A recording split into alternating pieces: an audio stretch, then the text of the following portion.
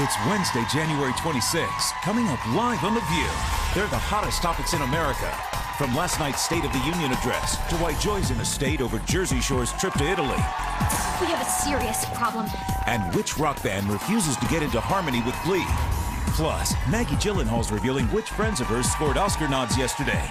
If she'll be back on screen with brother Jake anytime soon.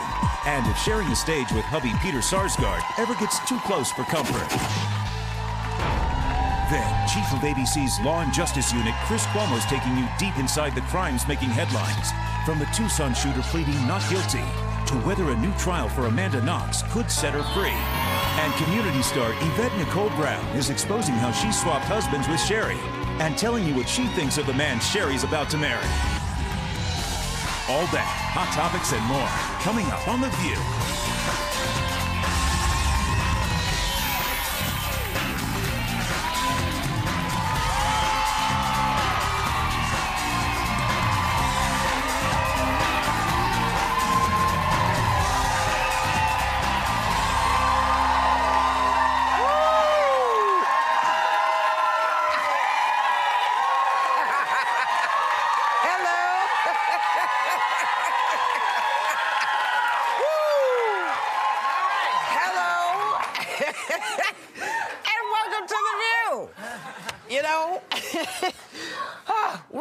Talking about President Obama's State of the Union, but first let's talk about something that has joy in another state. For the fourth season of Jersey Shore, Snooki and the gang are headed to Italy. It's like we're stuck here in this snowstorm after snowstorm. And we can't even get to Italy. I mean, they're doing it to aggravate you, clearly. Snooki, I can't believe that. Snooki will be in Venice. She'll be like, there's a freaking flood here. You know, it'd be so great if you made an appearance on Jersey Shore. I don't know. I really want to see you on Jersey Shore. Now that they're in Italy, that's a good... For a trip to Italy, maybe I'll do it. Exactly. So you got to be nicer now. You got to see, Snooki, I realize that we're blood relatives. But I mean, you got to take me with you. You could tour them around Italy. Exactly. The Jersey Shore is so far away from Italy, you can't even imagine. Anybody who's been there, you know, I mean, this will be the first time they go to Florence, the first time they've ever seen a painting that's not on velvet. You know what I mean? They don't understand what's going on in Italy. Maybe they're learning. A whole other world. Are they going to be able to, you know, they got the GTL, Gym Tan Laundry. I don't think they can do that in Italy. GTL in Italy. Yeah, of course they can. They can. Yeah. They'll be The there New York working Times out. said that they were only half of them are Italian. They're not even Italian. They're going back to their country of roots. No, that's Chile. It's never too late. That's Chile. That is not Italy. It doesn't matter. They'll come out learning a lot about Italy. I think that's a good thing. I think if Joy went over there, she like the same way she had a different opinion about the Miss America. You go over, you spend time with the Jersey Shore kids. I think you'd have a different opinion. Well, I've already spent time with them in my childhood, as Snooki pointed out. You don't need a different opinion. I've been flashback. The whole thing is just too much for me. Anyway, President Obama gave his State of the Union address last night, and the speech had some emotional moments. Take a look. This is a country where anything is possible, no matter who you are, no matter where you come from. That dream is why a working-class kid from Scranton can sit behind me. That dream is why someone who began by sweeping the floors of his father's Cincinnati bar can preside as Speaker of the House in the greatest nation on earth.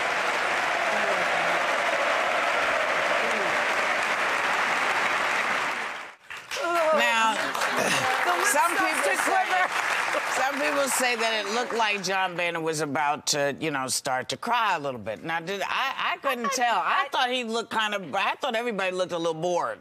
Yeah, well, I think in that particular moment, though, Whoopi, I thought he got a little verklempt, thinking about that. Every time they say the word sweep, he starts crying. Is he sitting on Nancy Pelosi? Where was Nancy? I missed her up and down. She was over with that other old guy. Did you not miss her State of the Union aerobics? I missed those things, and she was like up and down and up and down. Such a difference with Boehner because she was so excited, and sometimes Boehner looked like, okay, well, I guess I better clap.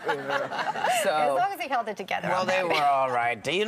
some elected officials wait outside the chamber, you know, all day to get an aisle seat for the State of the Union. Now, Salon.com, the blog, says that the biggest aisle hogs are like Jesse Jackson Jr. and Dennis Kucinich, Sheila Jackson Lee, who made sure to get FaceTime with the president last night. Now, she's at a lot of doors. She's got her seat. Sheila Lee Jackson. Sheila Lee Jackson, Democrat. Sheila Jackson Lee. They do like the time with them. Yeah, like some of these, like Sheila. Like she should call me, because I can say, you know, a little less time on the face thing. I'm sorry, Sherry. No, what I was gonna say about Miss Sheila, you know, you see her a lot in the front. So I don't know if people send their interns there to stay. It's like a rock concert. They stand there all day. But you know what? I have to say, I would be a hog too. Heck yeah. I would be a hog. I would be trying to touch whatever president it was, Democrat, Republican, doesn't matter. I'd be like, hey. Yeah. You want to be you did something about it. But even though I just wanted to piggyback on that. It's something about, you know, you make a light of it, people do, but when they come in your presence, there's something that they give off. When President Obama came, when former President Clinton came, there's something that they give off you want to be. Listen. It's the State of the Union. Yeah. It is a huge speech. Sometimes it has a lot to say, but sometimes it doesn't. But it is a part of our history every time he makes it. So I would want to be in that room. Sure. And I know that I would try to get as close as they would let me. Because I figure a lot of these folks don't get FaceTime with the president. This may be the only time that they actually get to sit, you know, or say or try to communicate with their eyes more than they have. Yeah, I think so too. Yeah. They sat sort of, you know how they used to sit boy girl in the elementary school. They sat Republican Democrat, and like paired up with one another too. Apparently, like the prom. It was beautiful. It was like the prom. Like the prom. It was like date night at a leper colony. Everyone made a huge deal of them sitting, you know, in a bipartisan fashion for the first time. And I just hope that it's real, because I think about it's almost like mom and dad being nice and polite during dinner, and then the kids go to bed and then they're screaming at each other. That's exactly what the president. I'm sorry, baby. Yeah. That's what the president was saying. It says it's great for us to sit together tonight, but you know, let's try to do something tomorrow. But I have to say, I know it's ridiculous, but I sort of felt really good seeing it. Because unless there was a Chiron, I wouldn't have known who was who. Yeah. You know, but because they were mixed, so it was suddenly like, oh, there's our representatives, and I, like John Boehner, got a little choked up. Do you think, though, that somebody made the point that because they were not separated, the room didn't have the energy that it usually has, and so Obama was a little like he came across as like not exciting. It was a little drowsy. You said like if you have your choir section, you have attack something that the Republicans don't like, the Democrats would get up and vice versa, and that made it work. But I hate when that happens, because I really, you know, tell me what's going on in the State of the Union. Yeah, no. You know, they popped up. You remember last year? They popped up, they popped down. They popped up, they popped down. This one looked like this. This one looked like this. We could, you know, there was nothing to criticize with those guys. True. It was nothing to criticize. There was no calorie burn. There was absolutely no calorie burn in this. They seemed a little restrained. Yeah, I think everybody is trying to. It's kind of hard to be restrained when you're used to being in one section with all the people and everybody jumps up at one time, and now you're kind of separated. That's like looking out and seeing all the black people over here, all the Asian people over here, all the white people over here. Who wants to see that? That's not America. Yeah. Did you like the speech? What did you think of it? Did you feel better? You know what? I liked the speech. I know, and as we all know, that it's great to say this is what we want to do, but the realities, you know, that come in out of the blue suddenly change stuff, and then, you know, he's going to make some changes, they're going to make some changes, and maybe it won't be so contentious. I'm just tired of people arguing. I'm sick of it. He's so conciliatory that he will force them into making deals. I know he will, because this is the way he is. I don't think he intends to force, but I think it is a good thing. I mean, his approval ratings are now up because he came together with Republicans and Democrats came together in the tax cut deal, which had some people upset because it wasn't on party lines. And I think if that way of working... Sure. I mean, a lot of small businesses are happy. I think it's a good thing. Yeah, small businesses are really sort of picking up. I'm cautious. She looked fly. That woman can't. Oh, I thought you said Obama. No, Michelle Obama. Michelle Obama looked gorgeous. Yeah, I mean, Michelle Obama was just. She looked stunning. No, Michelle Bachmann. Well, I thought that someone should have split the cameras for her so that she could have had, you know, looked forward, so it looked like she was looking. But I think one camera was here and one camera was over here, and it made her look like she didn't know what she was doing. Yeah, and I thought that was a disservice that they paid to her because you know if she's talking to whether us. we like her politics or not, still she should be given the respect to know that she's talking to someone and not been given. Before, doesn't she know to look straight ahead of Well, the camera? no, because there are two cameras. If they got a light on the other camera. I know, but one camera was over here. She kept looking to the right. Yeah, she's such a right winger. She can't look left. She's always looking this way. Okay, that's it. Okay, I got it. We're gonna go. Back with more Hot Topics. That was good.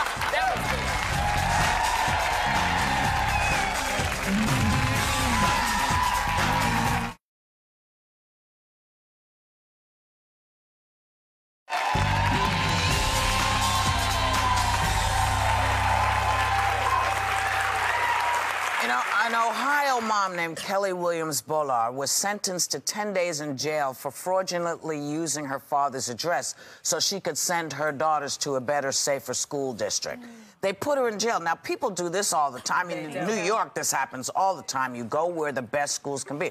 But do you think 10 days in jail is a bit excessive? It's totally excessive. It's excessive if you're trying to do what's right for your kid in terms of education in general. And the fact that it happens in this country is insane. There's been a 188% increase in education spending since 1970. Yeah. And we see, you saw Waiting for Superman, you see what's going on in the public school systems. You wonder, why is it not being spent in a better way so our kids have safe options all over the place, have great options where they come out able to pass and get a job? It's not disturbing as a parent. To jump on that, it wasn't only the 10 days. She's got 2 years of probation, and she had to complete 80 hours of community service. And this, to me, but this is the definition of a mother who would do anything for her child. And I bet if you ask this woman again, would she go through this? She would say, yeah, you'd have to pay $800 if you live out of the area for your kids to get in there. She couldn't afford it. Here's what I don't understand. This goes on all over the country. What was the... And because we don't have the video to show you here, but we'll put it up on The View's website. But when you look at the prosecutor talking to her, you think he's on Law and Order, man. Right. I'm telling you, this guy is talking to her like she is just... She has murdered 19 people. Right. But you know, Whoopi, the headline is, a poor black woman broke the law to send her children to a rich white school. I mean, it's really about segregated schools still. No, you know what it's about? Segregated neighborhoods. It's about, number one... Well, the education system, listen. Which in some ways is broken. The system is broken. Yes, if we're not supposed to have bad schools. Right. We have enough smart, great teachers out there to get in there and teach. We don't pay them anything. That's one of the other things Obama pointed out last night. That was great. And they're giving, in terms of profession. Teachers give so much, and to hone in on that And the ones that are not doing their job should not be there. Well, the unions protect that. And I'm saying, this is in part what brings the situation. If you've got 7 bad teachers in a school, they should get rid of them. They need to get rid of them. But to focus just on that, I've worked in schools, and believe me, the systems are off. My mom was a teacher. My mom was a teacher as well. I mean, it's rough. I had to buy my own books very often. You have to. We need to start re-respecting teachers and what they do. As he pointed, I was embarrassed when President Obama said, the Koreans, they call them the state builders of their country builders. What do we call our teachers? It's a good question. Now listen to this. After rock band Kings of Leon refused to let the show Glee use their music, Glee creator Ryan Murphy said, "Forget y'all." And I'm telling you, he didn't say forget. But it started with an F. Yeah, it started with an F. And then he went on to say, well, they're self-centered because Glee is all about turning kids onto music. And the band responded, they didn't mean anything. They haven't even seen Glee when the request was made. They just, don't you have the right to say no? Yes, of course. Without getting a backlash. Right. Sure. But it seems like this is an iconic rock group. I'm not quite familiar at all with the Kings of Leon, but they're an iconic. They're really great. And so they've made they are true to who they are. So this doesn't seem like a departure from what they want to stay true to who they are. And there's a big, do you sell out or do you not sell out? I think as a musician, it's something they all kind of face, and maybe they see it as selling out. Bruce Springsteen didn't want, I believe it was Ronald Reagan wanted to use Born in the USA, I think, and he said no. But musicians have the right to say you can't use my music. And, I mean, for whatever reason. It's not in the public domain yet. No. And also, I mean, we do it. If you don't want your image somewhere and someone says, can I use your image on my show? You say, yes or no? Right. No. That doesn't make you a bonehead. It just means you're not in the mood for it. And so the Kings of Leon, y'all are kick-butt group. I love y'all. Right. You know, if at some point you want to do Glee, you do Glee. If not, when you want to do Glee. When you want to do it. Come on our show. You'll come on. Listen, Kings of Leon, you know I want you here. Oh, I will bring you everything they make. I love them. Now, listen, we're going to go, but we're coming back because when we come back, we're bringing back Maggie Gyllenhaal. Yeah. Stay with us.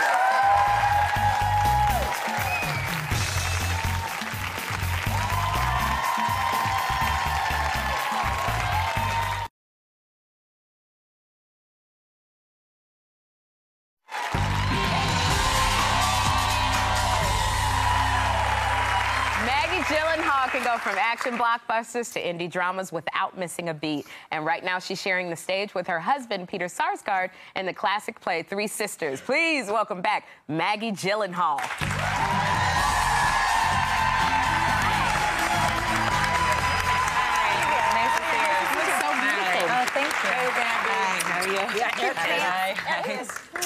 Hey, girl, welcome back to the show. Thank you. Outfit. It is. You always look very cute when you come on. Thanks. Well, you know, the Oscars are coming up, and you know how that feels, all the nominees, because you were nominated for Crazy Heart last year. How do you feel? Oh, yes. Woo. Okay, so all these people that are being nominated as an Oscar nominee, and we've talked to Whoopi about this, what is the craziest thing? How do you feel? What's the toughest part about being nominated for an Oscar? I don't know. I guess I felt like the thing I really wanted to try to do was actually have a good time. You know, I didn't think I was gonna win, so I was pretty sure I wouldn't win. I didn't have to worry too much about that, but I thought I don't want to miss this. I don't want to be so overwhelmed by how kind of huge it seems that I miss it altogether. So I tried to actually be there and be where I was and have a good time, and I did. I did have a good time. I had a great time. And Jeff Bridges, your co-star in Crazy Heart, he's nominated again for True Grit. Yeah. This year. He was excellent. Have you guys spoken or? I haven't talked to him since he was nominated, no, but I saw True Grit and I thought he was fantastic. He was. Yeah, he was great. Yes, you know, I want to mention in your life right now, I want to talk about play because I found it fascinating. Sherry mentioned that you star with Peter Sarsgaard, your husband. Yeah. But I want to fill everybody in on exactly how you guys are working together because you put this woman who's in this loveless marriage, feeling trapped, and you do have an affair. The person you have an affair with is Peter. So you're having an affair with from your husband with your real life husband. Yeah. How was that, and how did those conversations go post? Actually, both times we've worked together have been on Chekhov plays, and in both plays we have the same relationship. Where in Uncle Vanya, that we did, yeah, that's right, right. Like people who are actually married for 10 years and go meet at a bar and pretend that they're just getting together. Yeah, it's kind of like an official version of that, I guess. No, but I guess in a way, I think that the relationship between Masha and Vrishine and the characters we play in the play is really about love. And I think of it less as having an affair with him than about really learning how to love somebody. And Vrishine really opens Masha's heart. I mean, really, really profoundly kind of lights her up again. And so basically I've been exploring and thinking about my heart and love, and that's an amazing thing to do with my husband. Right, and the sisters also, you have a brother, we know, Jake. Yeah. So this is a whole, it's great. You're living in an alternative universe here. What's been amazing also is that the women who I'm working with, Juliette Rylance and Jessica Hecht, are such extraordinary actresses. I have had, you know, working with Jeff last year, I've worked with a lot of great men, and working with these women has been really unbelievable. Right. I mean, to create these relationships, I don't have a sister, I don't know what it's like to have a sister, but to create these relationships where we do actually love each other and support each other. And I mean, Chekhov is so open. Basically, Chekhov started to write in a new way, and a new whole form of acting had to be created in order to figure out how to perform these plays. And it was a kind of acting where you had to bring your own self into it to fill up the rest of the play. You have to bring your own heart. You have to bring your own mind. And so we actually do have to love each other, actually do have to create those relationships. I was just so curious, because what did your husband's character, Peter, what did he bring to your character that her actual husband wasn't? Like, what was the... Because I think a lot of men are probably like, what do you need from me? Yeah. What do you want from me? It's interesting, because you described the relationship with her husband, Kolyigin, as being loveless. And I think it isn't working, and it isn't alive and happy, that relationship. But I do think that they care for each other. But it's in some ways, it's dead. Yeah, and, you know, I mean, what makes people fall in love with each other? I mean, it's very difficult to put a finger on. I mean, if you come see the play, he walks in some ways, he walks in the first act, and you kind of go, what? You know, like, I mean, it's like impossible not to respond to him. He's pretty incredible. The character he plays. There's chemistry, I think, and he's smart, and he's alive, and he just happens to hit a nerve in Masha, and she risks being alive for him. I just wanted to. What is it that Chekhov has? Because he writes amazing women, and for the time, it's extraordinary. Yeah. Well, he was a doctor, and I think in some ways I kind of feel like he observed human beings almost in the way a scientist does. It's so accurate, the way that people behave. You know, people sort of talk about something that's Chekhovian being both funny and sad at the same time, or, you know, and I think all that means is like a complicated, real mix of things all at once. And so even though he wrote 100 years ago, you go see his plays, and when they're performed well, you kind of go, oh my God, I completely know what that feels like. I know what it feels like to, you know, be in a marriage that's... my marriage, I love my marriage. I'm so grateful for my marriage. But there are times, of course, in every marriage where you go, there's something that's dead in it. So you can see that in Masha and Kolyigin. You can see what a spark feels like, what an opening heart feels like in Masha and Vershinin. And you can see, you know, really... real humanity, you know, in his plays. I think you're so excited to be in Chekhov, aren't you? I love Chekhov. It makes me excited. I want to go see this. And couples should see it. Definitely. Together. Well, thank you. I'm going to say it, Maggie. Thank you so much for coming by. We really appreciate it. We want to thank Maggie Gyllenhaal. You can catch Maggie in the Classic Stage company production of Three Sisters right here in New York City. We'll be right back with the biggest crime-making headlines. I'm going to see it.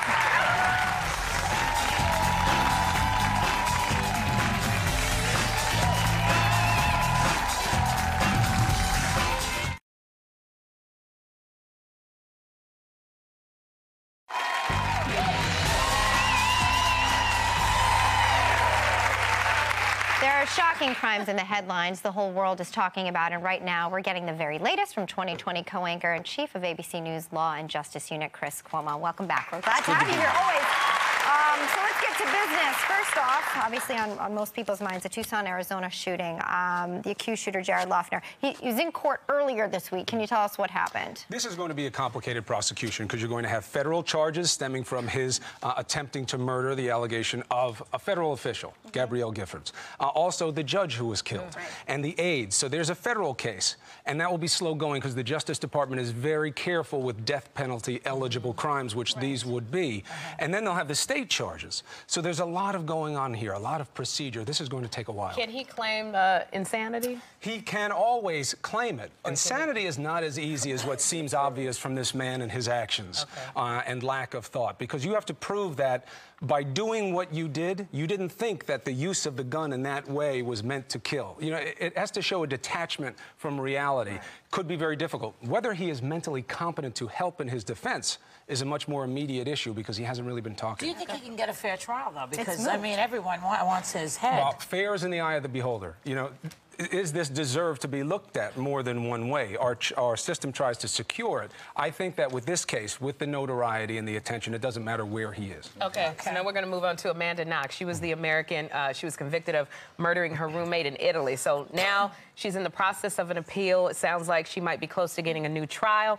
Okay, what's the update on her? This is good news for Amanda Knox and her family. This is rare news. This is the Italian system, which can be as stubborn as any, saying we will allow independent review of the key evidence. Shocking. The DNA found on the handle that the prosecutor said was hers. Of course, the DNA on the blade to her deceased roommate. And her boyfriend had some DNA on a bra, something or other. So they say you can review it. If that DNA is found insufficient, that case may well fall apart. Is this a case of the parents being so stubborn that they just didn't stop, and it made them change their minds and say you can get a review? Well, the system does what it does, and the complications in the Italian system make ours look like, you know, jiffy justice. Sure. But you have to be your own advocate, and this family believes, and they love, and they hold tight, and right now they have a light of hope. And one of the key witness has now been charged with drug dealing. Doesn't that help her case? Just because you're a bad man doesn't mean you didn't see what you saw.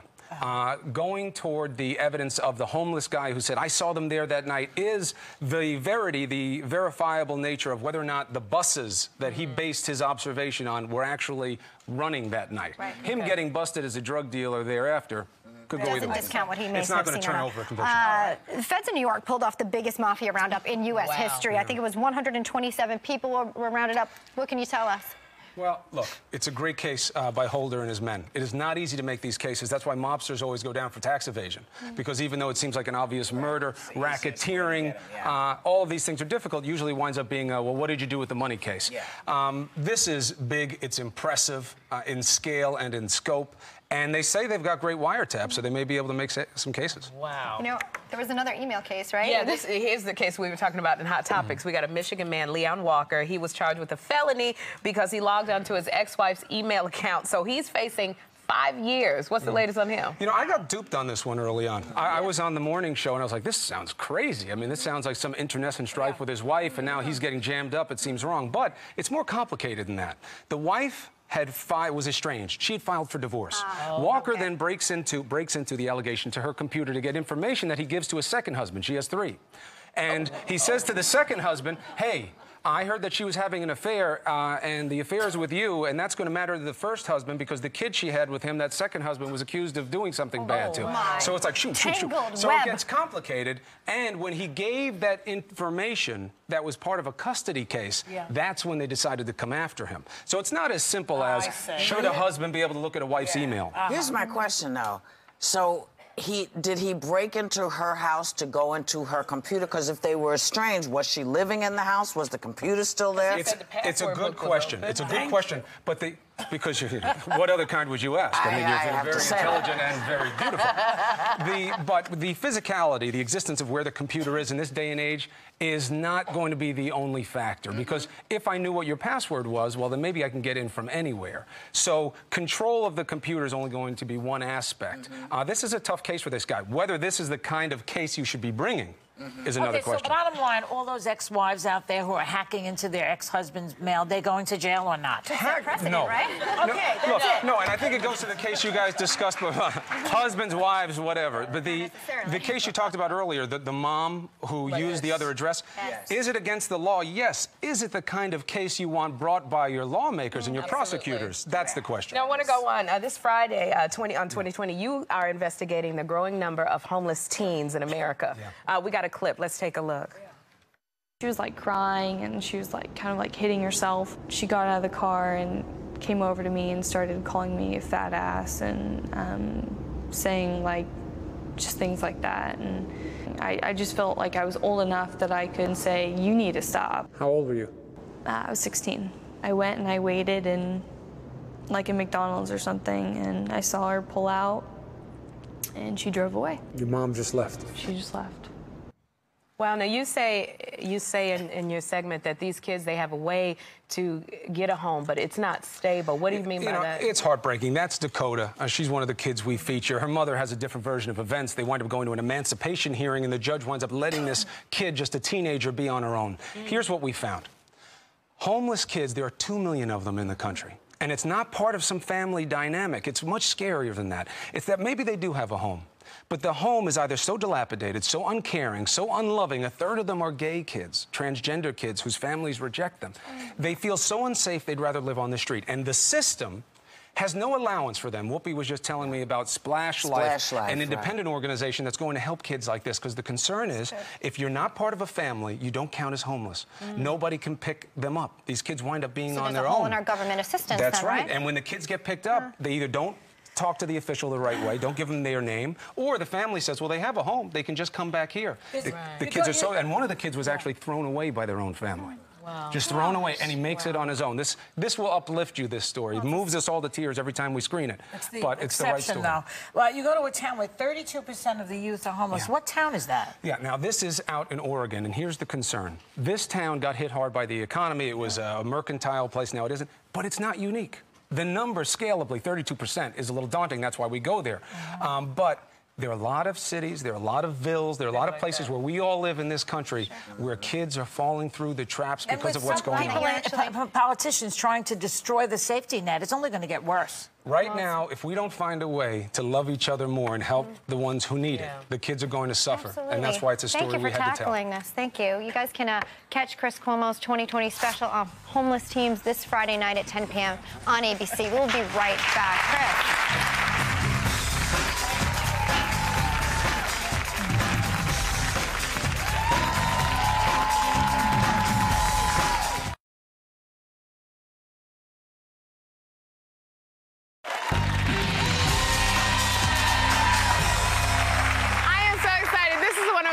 Friend. She cracks me up every week on the hit sitcom Community. Please welcome back Yvette Nicole Brown.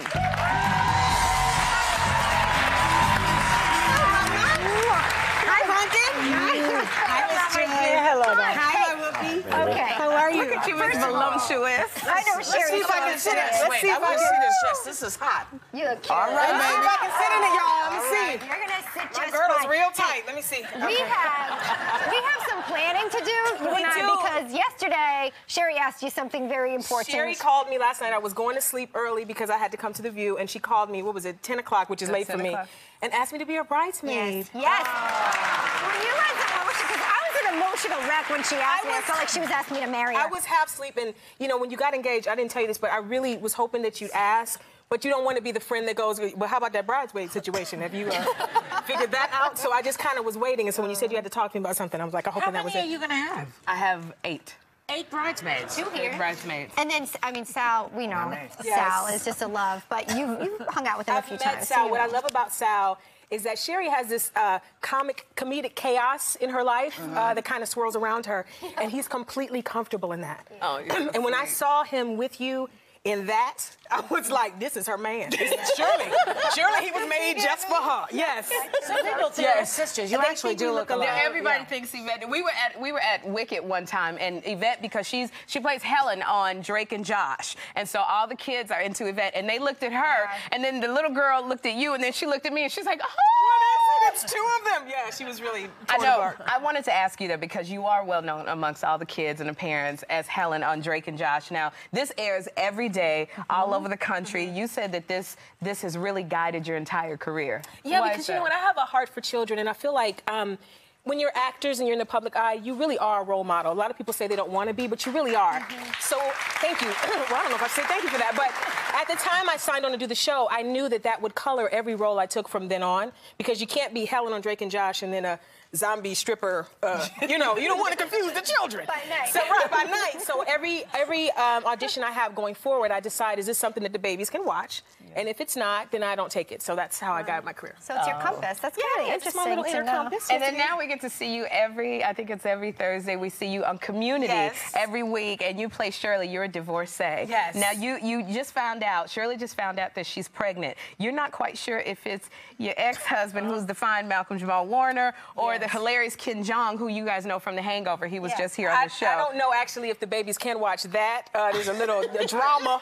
It's some drama going on. We got a clip from an upcoming episode. Let's take a look.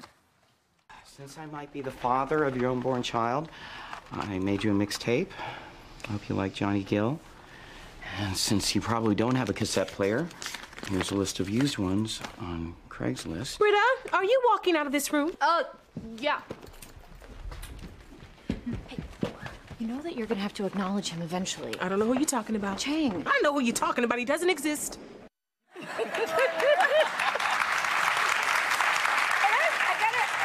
You mentioned Malcolm Jamal Warner, but Jamal Warner. Interestingly enough, like people might get the two of you mixed up. Apparently, he does because he played your ex-husband, and he plays your maybe not so long ex-husband. Right, we're reconciled, and he kind of feels like we think that he's a bad guy because we keep recommending him for stuff. But I just really want to see him everywhere I can, so I kind of drop his name every chance I get. I want to read a quote that we found about that you said. He said, there are very few of us out there who are normal size, like size 12 and 14. So those of us who are, we work all the time.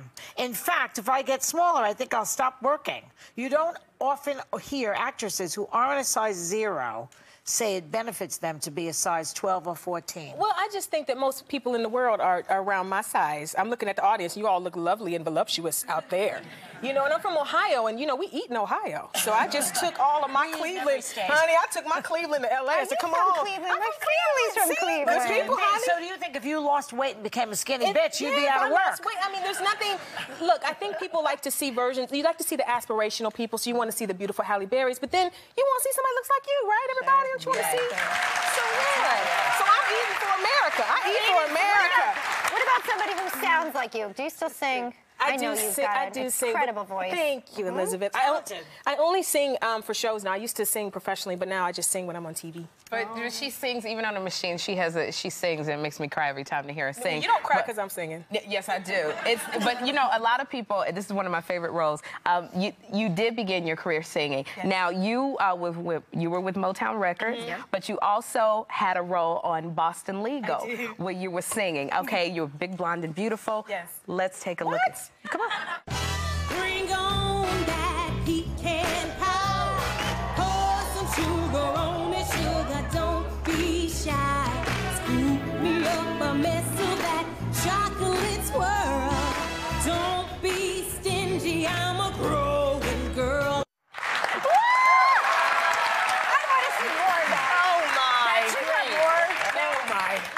You know, Sherry's getting married. Are you dating anyone? Because I read that you have a crush on Isaiah Mustafa. Okay. That's how I say his name. He's the Old Spice man. He's the Old Spice man. I'm just happy, just giddy with glee. Look at me, just giddy. First of all, is Mr. Mustafa single? I don't know if he's not married. He's not married. But I believe that if you're in a relationship, you need to respect that as well. So I'm not one of those people that says. So you mean he's not married, but he could be hooking up with somebody? I mean, not married doesn't mean available, right? Yeah, it's not available. If he's in a relationship, he's not available. Are you interested if he's available? I mean, you can see on my face I was very interested. No, I mean, you know, but he has a girlfriend, so. Oh, he does? Yes. Well, but see, the answer to the original question was he's not available. Well, he's not. I haven't heard anything, though, so we're not quite sure. We're going to have to find out. No, she says he has a girlfriend. She's checked. Yeah, he's available right now. Not available. Hi, Whoopi.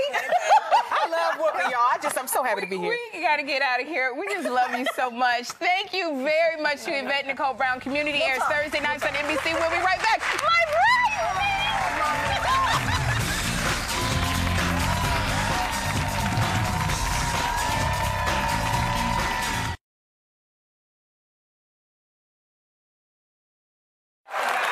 I'm telling you, there was a lot of talk of Italy today. Wasn't it? It was all about Italy and the wedding. So I think you should get married in Italy. In Italy? I think that would be a on the great Jersey thing. Shore. You know, really caught Well, take a little time to think about it. The rest of you, enjoy your night, your day. Take a little time to enjoy the view.